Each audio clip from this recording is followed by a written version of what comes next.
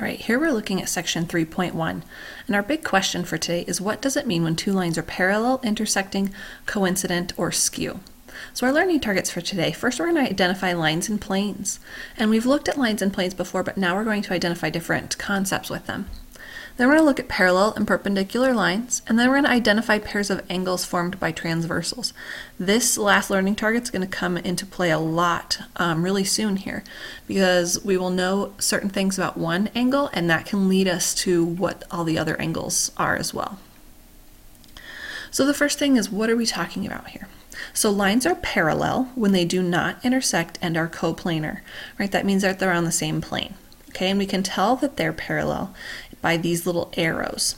Okay, when the lines have these little arrows, that's the mathematical way of telling us that they are parallel. Okay, so two lines are skew when they do not intersect and are not on the same plane. So we'll look at an example of this next. Two planes that do not intersect are parallel planes. So we can have parallel lines and we can have parallel planes. So those are kind of our big targets here. Okay, and then again, this tells me that these small arrows show me that these are parallel. So here's our first example.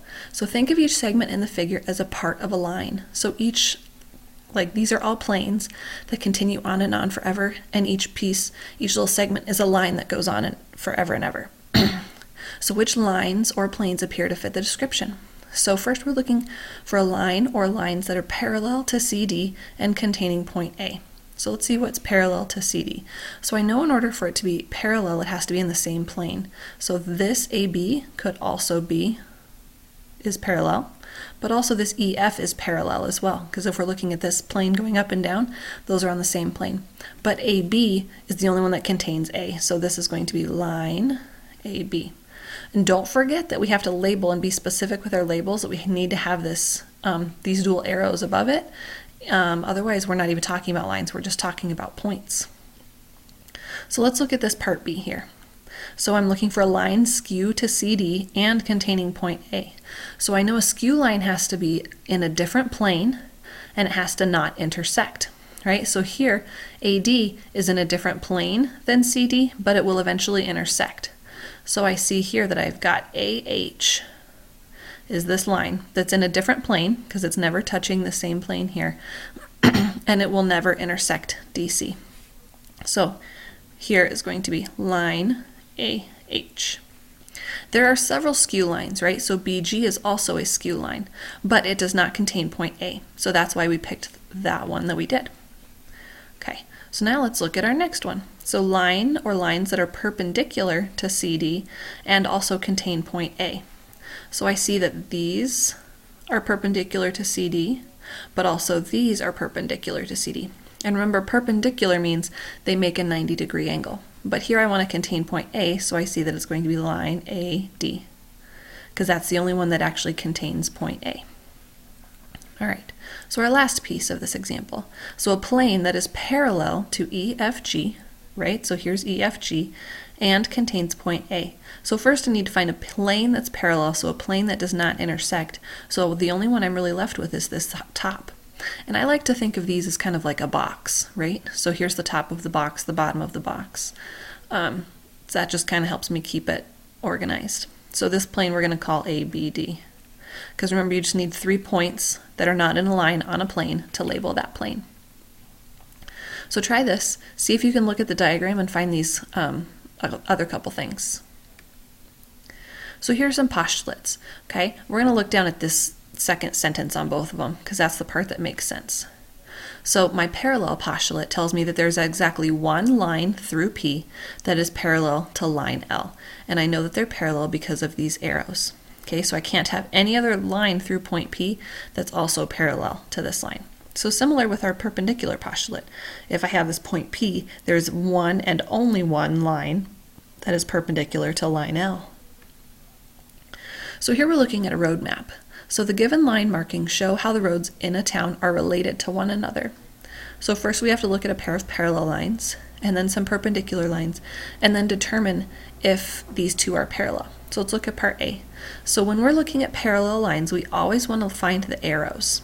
Okay, that tells us they are exactly parallel. Things can look parallel but be not quite, so we always want to look for the markings. Okay, so here I see that DM is parallel to EF. So now let's look at perpendicular lines. So perpendicular, again, we have to be told that they're 90 degrees.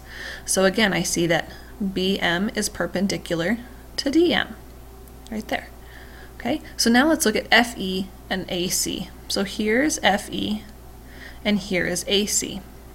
Okay, so we just by looking at this, they don't look parallel, but we have to be able to mathematically explain it, right? So here's our mathematical explanation.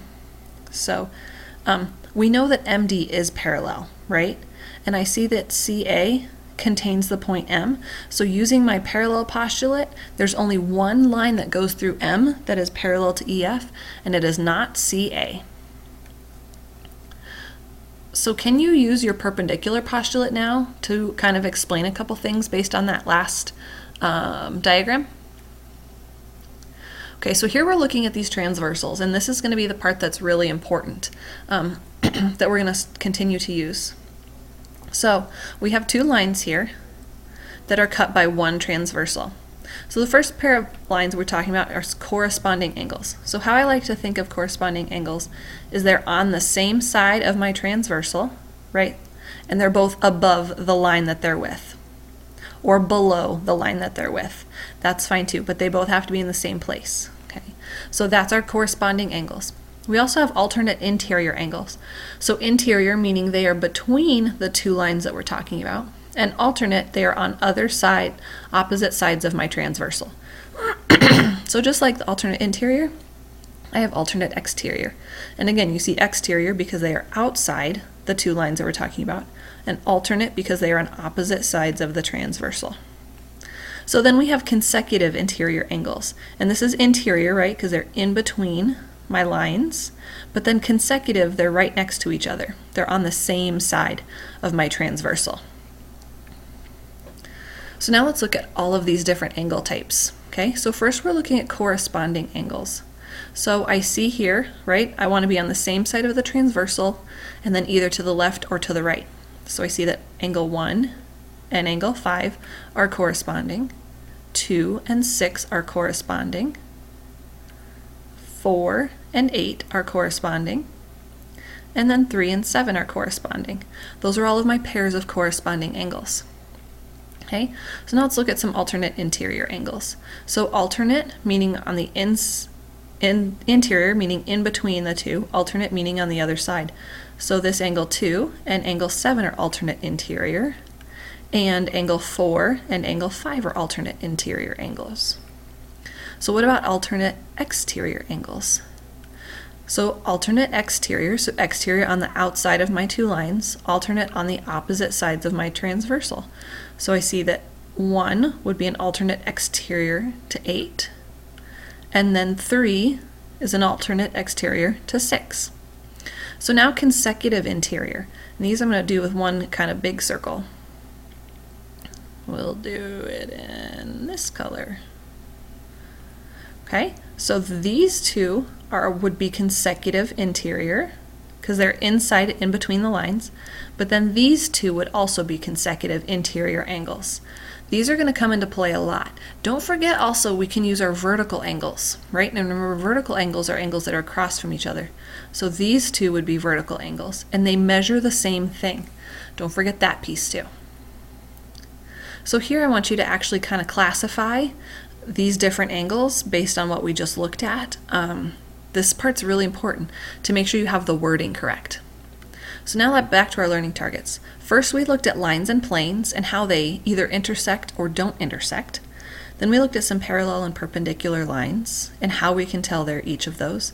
Then we looked at pairs of angles formed by transversals. So just remember that a transversal, if I have two lines, a transversal is the thing that just cuts them both in any way, shape, or form. That's my transversal. So now that we've gone through these targets, go ahead and work on your homework for this section.